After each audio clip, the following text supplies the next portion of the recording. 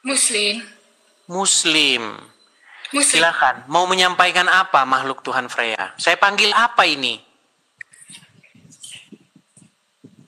Freya aja itu suami saya yang bikin nama makhluk Tuhan. Oh, Freya. Saya Ya, Muslim, silakan. sedangkan suami saya itu kan mualaf ya.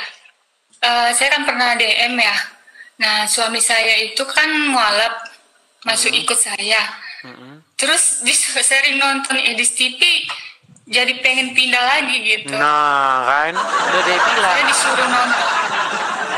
Sudah saya bilang, hati-hati para mualaf nonton Edis TV, nanti kamu tidak Islam lagi. Nah, silakan, silakan. Shalom saudara-saudara sehati, sepikiran, seperjalanan iman ya. Apa kabarnya hari ini? Semoga luar biasa ya. Kalau belum luar biasa ya tetap semangat dulu. Nanti Tuhan ikut bantu ya. Minta pertolongan Tuhan teman-teman ya. Katakan yes, yes, yes. Amin. Karena ya, kalau udah bareng Tuhan ya, hidup itu seperti kerupuk teman-teman. Walau kadang keras ya, tapi tetap renyah kalau digigit dengan iman. Ya oke. Mari ya. Muslim. Muslim. Muslim. Silakan. Mau menyampaikan apa makhluk Tuhan Freya? Saya panggil apa ini?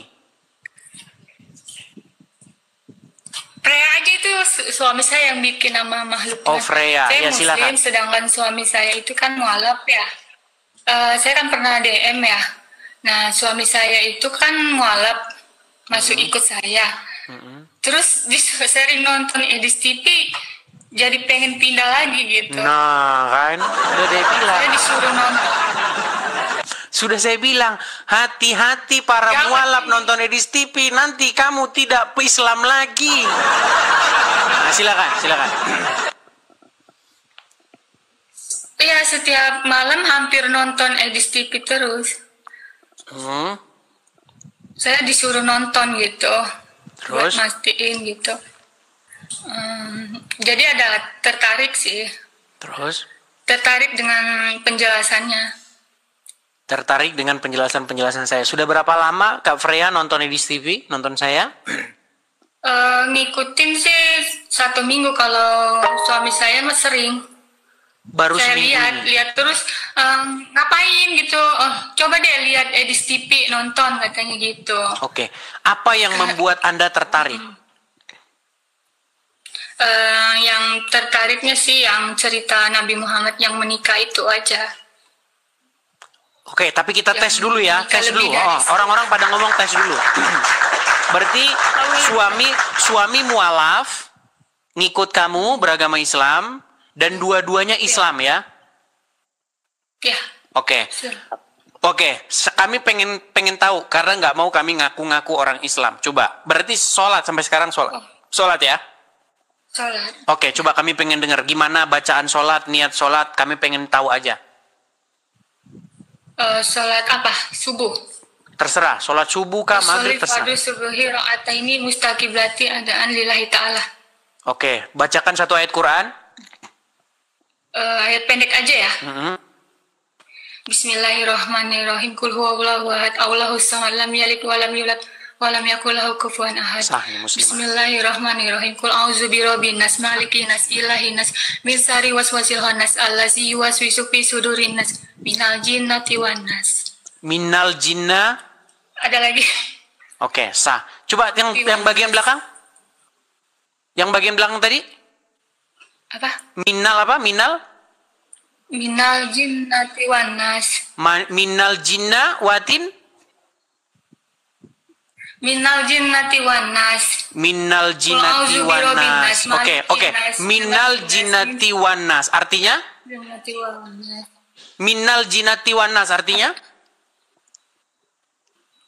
Nggak ngerti. Nggak ngerti. Udah tahu itu kami. Kami sudah tahu orang Islam itu hanyalah membunyikan huruf-huruf Arab yang mereka tidak tahu apa artinya. Oke. Waktu nonton Edis TV baru seminggu ini ya, kamu mengatakan tertarik begitu. Saya pengen tahu nih feedbacknya ini. Tertariknya itu dalam pengertian pengen meninggalkan Islam atau gimana?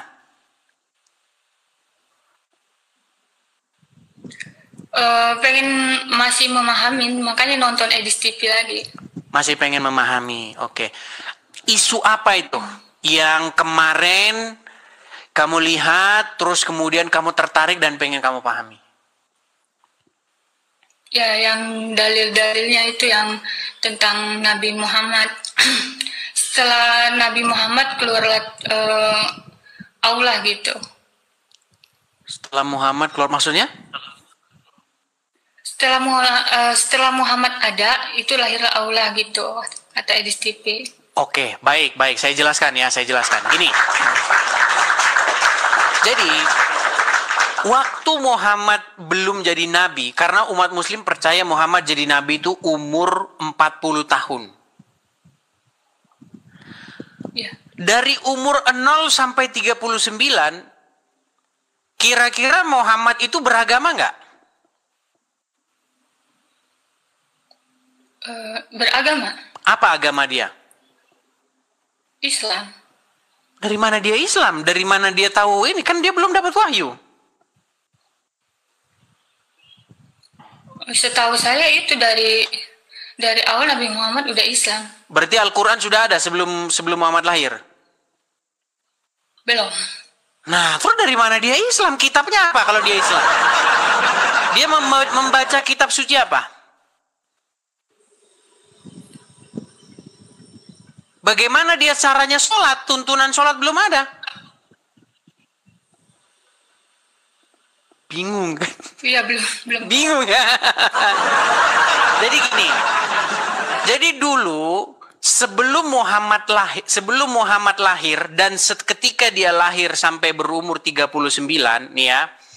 Mereka itu hidup di dalam sebuah penyembahan berhala nih ya. Keadaan Ka'bah sebelum nih ya wahyu turun. Biar saya tunjukkan. Kita pakai dalil-dalil dari sumber-sumber Islam sendiri. Saya tidak mau teman-teman menggunakan sumber-sumber ya, sumber-sumber yang bukan dari Islam, ya. Kita tunjukkan keadaan keadaan Ka'bah ya sebelum Muhammad lahir.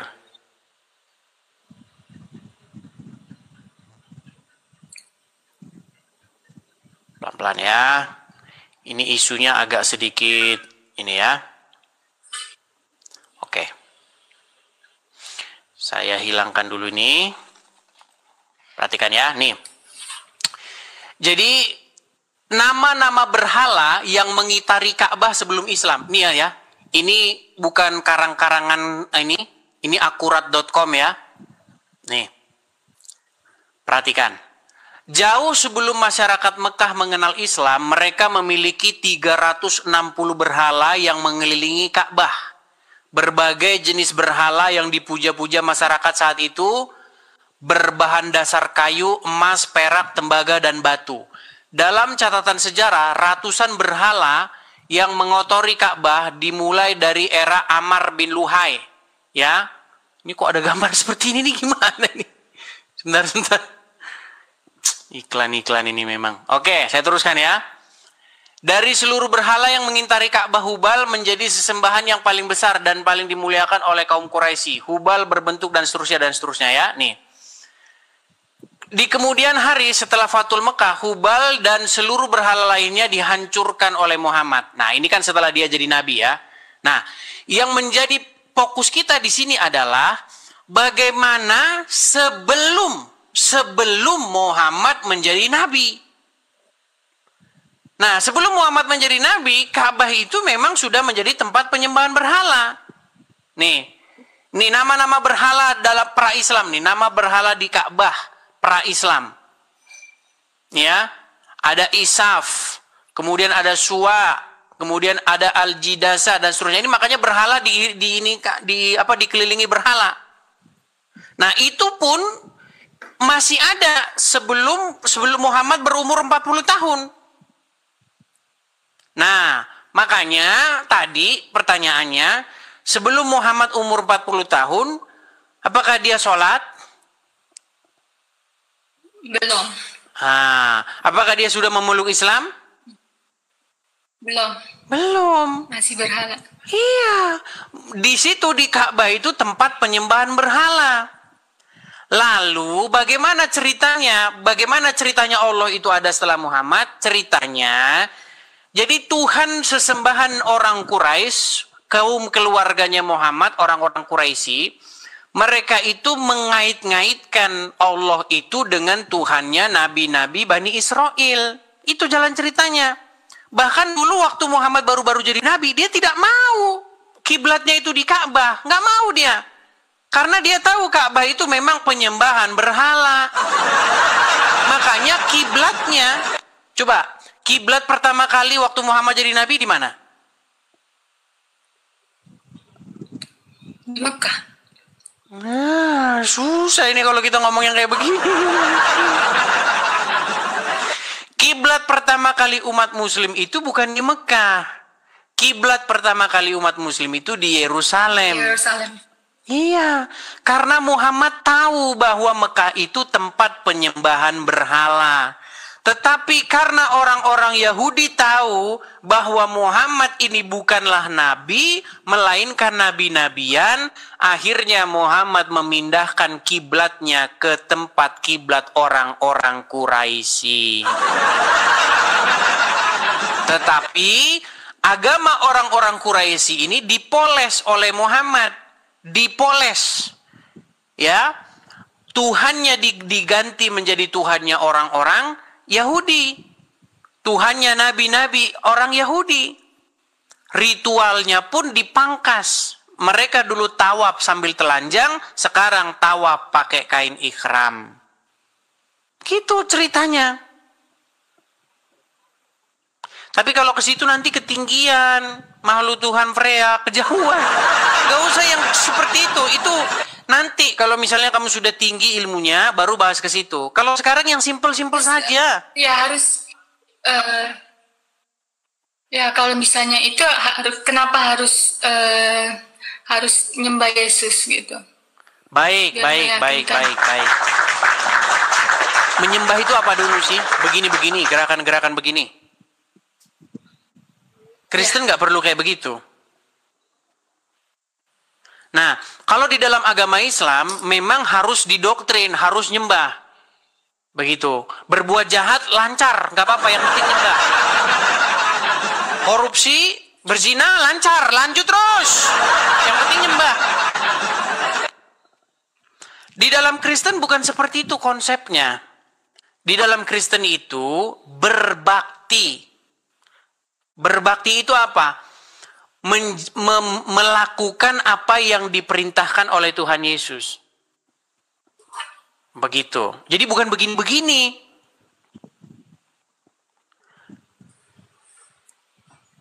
Coba, mana yang lebih penting? Melakukan perintahnya, melakukan perbuatan-perbuatan yang nyata, begitu, mengasihi sesama manusia, kemudian membantu orang miskin, memberi makan orang yang tidak kekurangan, memberi pakaian orang yang tidak punya pakaian.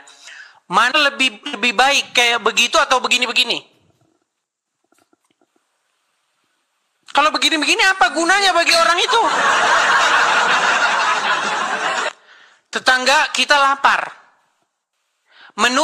Kalau kita menjadi Kristen berbakti kepada Tuhan itu adalah tindakan realita, tindakan realnya seperti apa?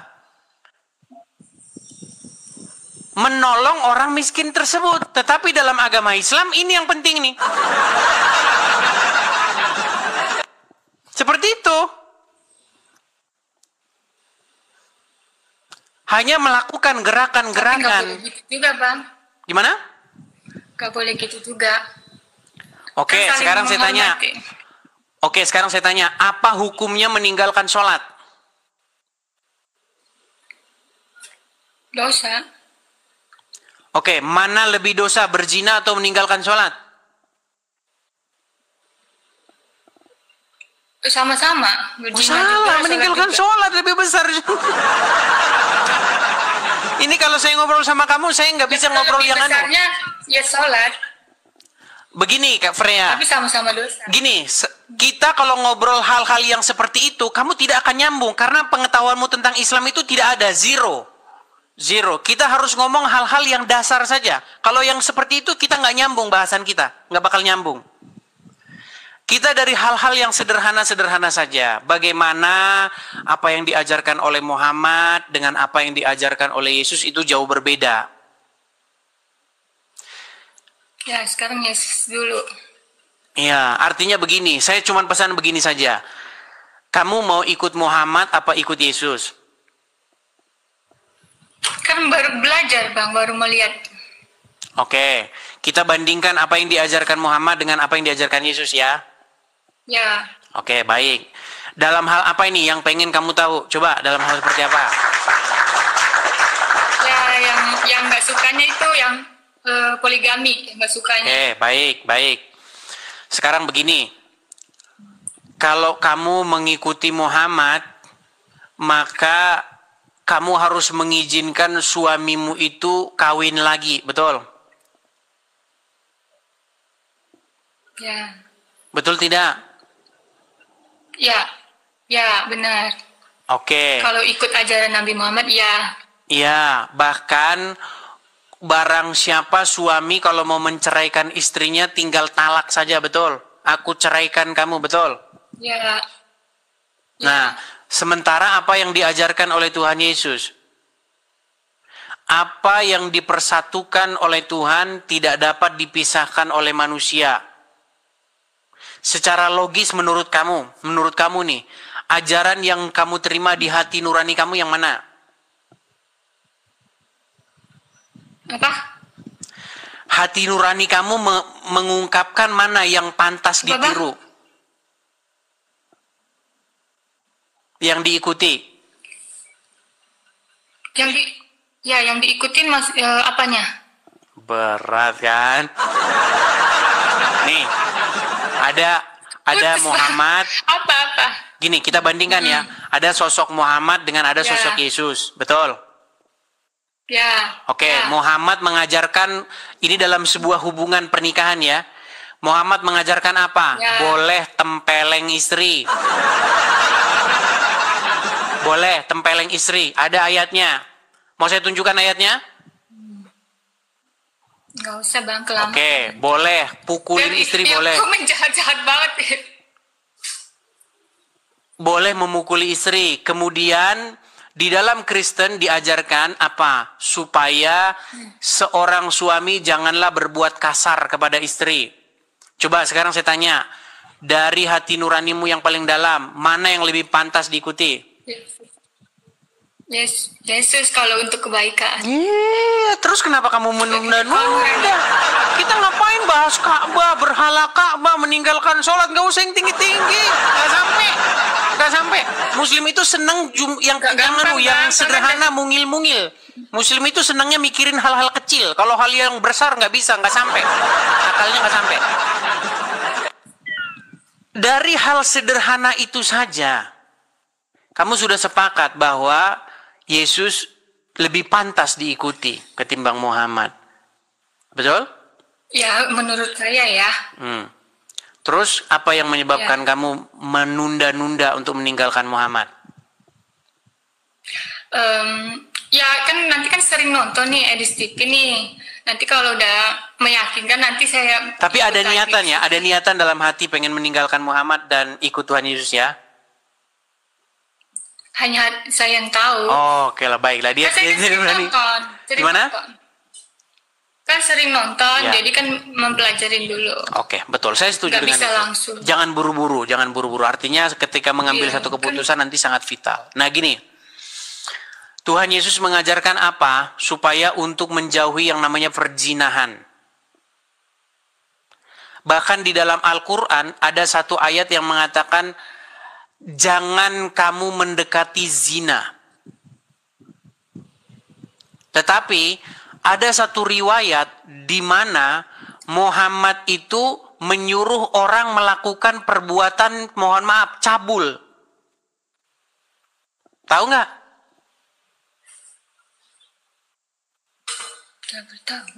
Tidak tahu. Jadi suatu ketika adalah seorang suami istri yang di rumahnya itu tinggal seorang pemuda. Misal kamu dengan suami nih. Oke, suami kamu punya tangan kanan, punya asisten pribadi tangan kanan, anak angkat dia. Seorang lelaki, seorang pemuda. Tetapi suamimu itu cemburu. Cemburu dia karena keberadaan laki-laki tersebut di rumah. Ini terjadi di dalam kisah kepada Muhammad. Jadi ada seorang bernama ada seseorang bernama Abu Huzaifah. Abu Huzaifah ini punya suami namanya Sahlah. Oke? Nah, di rumah mereka berdua tinggal seseorang bernama Salim. Lalu Sahlah ini mengadu kepada Muhammad. Ya Rasulullah, sesungguhnya di wajah suamiku itu terdapat raut wajah kecemburuan sehubungan dengan keberadaan Salim di rumah kami. Bagaimana solusinya? Dia minta solusi sama Muhammad. Muhammad memberikan solusi seperti apa tahu? Dia memberikan solusi bahwasanya si Sahlah itu harus menyusui Salim tadi. Iya, itu suami saya udah cerita itu. Iya, bagaimana kamu ikutin Nabi yang kayak begitu? Ibarat kata ini, suamimu punya anak angkat, punya asisten ya yang tinggal di rumah tapi udah dewasa dia. Terus kamu ngadu kepada Rasulullah, ya Rasulullah, bagaimana nih suami saya cemburu nih. Padahal dia itu anak angkatnya sendiri loh. Pembantunya sendiri, budaknya sendiri, orang suruhannya sendiri, kok dia cemburu? Lalu Rasulullah menyuruhmu, wahai Freya, supaya suamimu tidak cemburu, susuilah laki-laki itu. Emang ada. Oh ada. Makasih Kak Ceki, makasih. Ada. Waduh, terima kasih Kak Ceki. Nih ya, saya tunjukkan ya. Saya tunjukkan.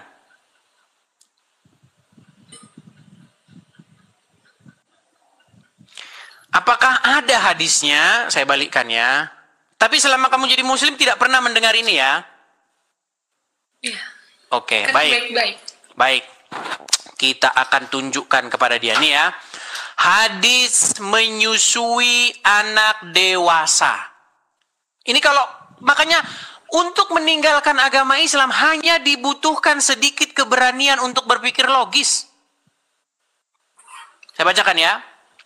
Telah mengabarkan kepada kami Yunus bin ini nama-namanya kita skip saja ya karena banyak ini riwayat-riwayatnya dari Aisyah, istri Nabi SAW. Sahlah binti Suhail menemui Rasulullah SAW dan berkata, wahai Rasulullah, saya melihat kemarahan di wajah Abu Huzaifah, suaminya dia sendiri. Karena Salim masuk ke rumahku. Rasulullah SAW bersabda, susuilah dia. Si Salim itu. Ia menjawab, Sahlah menjawab, ia sudah memiliki jenggot. Beliau bersabda, susuilah ia dan akan pergi kemarahan yang ada di wajah Abu Huzaifah suamimu.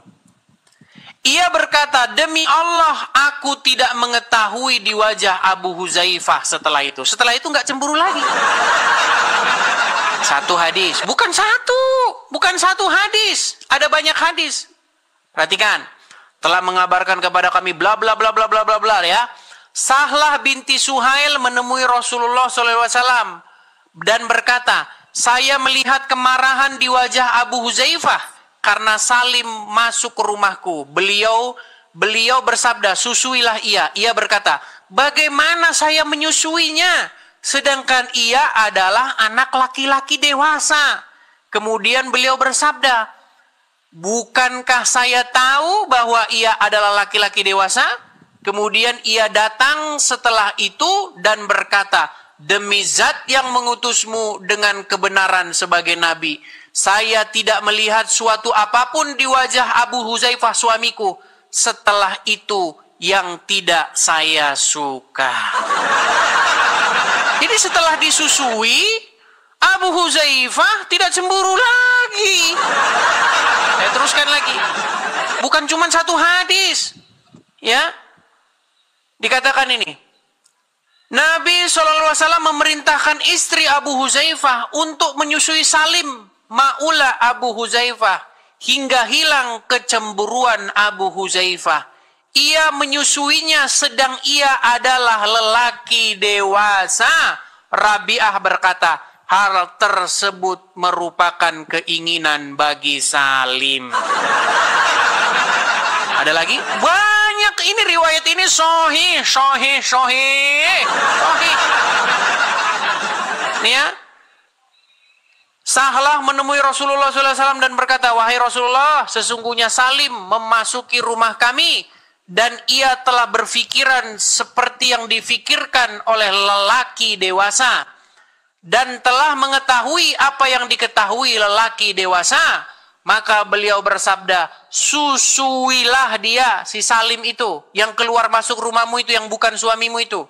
Susuilah dia, maka engkau akan menjadi haram baginya dengan hal tersebut. Kemudian saya tinggal 1 tahun, tidak menceritakan hadis tersebut, dan bertemu Al-Qasim, kemudian berkata, ceritakan hadis tersebut dan engkau tidak akan takut. Nih, banyak hadisnya itu, banyak sekali.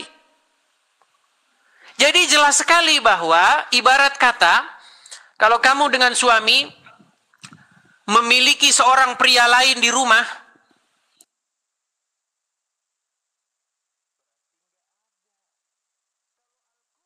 maka untuk membuat suamimu itu tidak cemburu, maka kamu harus menyusui pria tersebut, supaya suamimu tidak cemburu. Bagaimana tanggapanmu?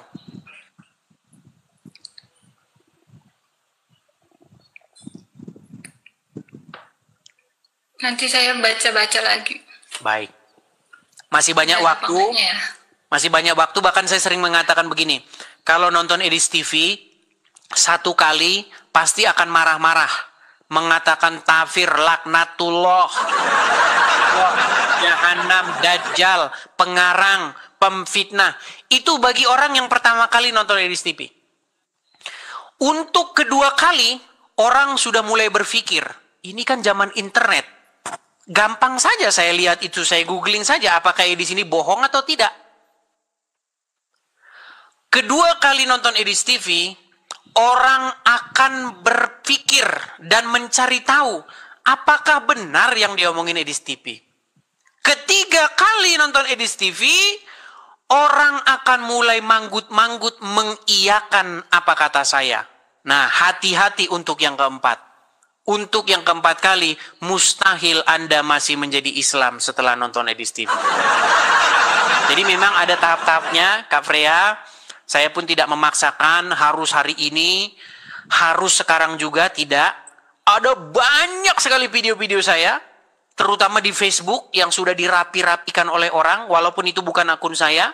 Silahkan lihat saja di reel Facebook. Ada banyak, ada ribuan Facebook saya di situ. Nanti setelah kamu menonton video-video saya rasa niat kamu akan bulat untuk meninggalkan Muhammad dan datang kepada sumber kebenaran, yaitu Tuhan Yesus. Seperti itu. Oke, Kak Freya? Terima kasih. Sama-sama, Kak Freya. Mungkin ada yang mau disampaikan? Terima kasih penjelasannya. Mungkin ada yang mau disampaikan? Cukup, nanti saya pelajarin. Nanti saya nonton terus. Oke. Erik TV. Makanya jangan lupa, teman-teman juga kalau nonton Erik TV, klik share dan bagikan. Oke, Kak Freya, hanya itu Kak Freya. Mari ambil bagian dalam pelayanan mulia ini. Central Kristen Indonesia sedang berjuang bagi gereja-gereja di pelosok yang sulit mendapatkan keadilan dalam beribadah. Padahal konstitusi sudah jelas menjamin kebebasan itu. Banyak saudara seiman kita harus beribadah dengan penuh rasa takut, bahkan tanpa rumah ibadah yang layak. Kita tidak bisa diam melihat mereka berjuang sendirian. Jadilah saluran kebaikan. Dukung pelayanan Central Kristen Indonesia melalui BRI 042 130049 9650 AN Central Kristen Indonesia. Setiap rupiah yang Anda berikan akan menjadi dampak nyata bagi mereka yang membutuhkan. Mari kita manfaatkan platform seperti YouTube untuk menghadirkan perubahan, pengharapan, dan terang Kristus bagi Indonesia. Doa terbaik untuk seluruh saudara gereja YouTube yang telah dan akan ikut ambil bagian. Tuhan memberkati. GBU. Ayo jadi berkat lewat tangan kita. Saudara-saudari yang terkasih, ada sebuah pelayanan luar biasa yang sangat membutuhkan dukungan kita. Yayasan Cipta Pelita Kasih. Tempat ini bukan hanya sekadar rumah, tapi juga menjadi sekolah bagi anak-anak yang tidak mampu bersekolah. Di sini mereka belajar, dibina, dan dimuridkan, bukan hanya secara akademik, tapi juga secara rohani. Saat ini ada sekitar 30 anak yang setiap hari mendapat bimbingan. Mereka punya mimpi, tapi terbatas oleh keadaan. Dan yang lebih menyedihkan, yayasan ini tidak memiliki sponsor tetap untuk menopang semua kebutuhan. Inilah kesempatan kita untuk menjadi jawaban doa mereka. Di bawah naungan gereja YouTube, kami berkomitmen untuk mendukung Yayasan Cipta Pelita Kasih. Tapi kami tidak bisa berjalan sendiri. Kami butuh hati-hati yang tergerak untuk bersama-sama menjadi saluran kasih. Mungkin yang bisa kita berikan tidak banyak, tapi ketika banyak tangan bergerak bersama, hasilnya akan luar biasa. Media sosial tidak hanya untuk hiburan, tetapi bisa menjadi alat untuk membawa terang dan harapan, termasuk untuk anak-anak ini yang masa depannya sedang kita pertaruhkan. Mari jadi saluran kasih. Jadilah bagian dari perubahan hidup mereka. Rekening donasi BRI 04210 1003 42 0566 atas nama Yayasan Cipta Pelita atau bisa melalui scan barcode di kris ini.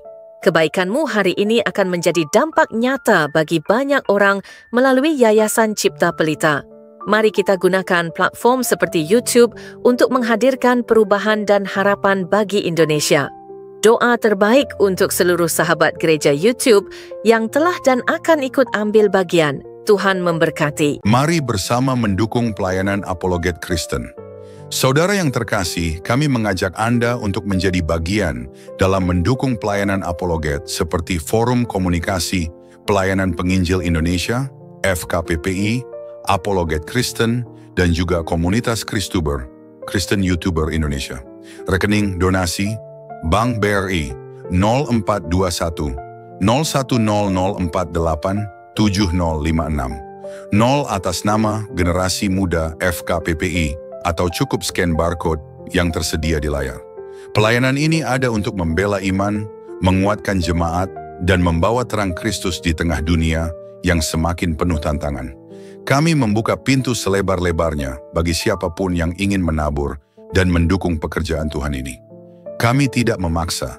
Ajakan ini hanya untuk mereka yang benar-benar rindu dan merasa terpanggil untuk membantu. Dan jika saat ini saudara belum bisa mendukung secara materi, doa saudara adalah dukungan yang sangat berharga.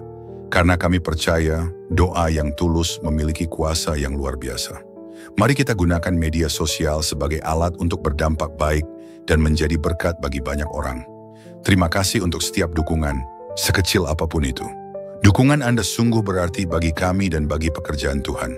Tuhan Yesus memberkati. GBU.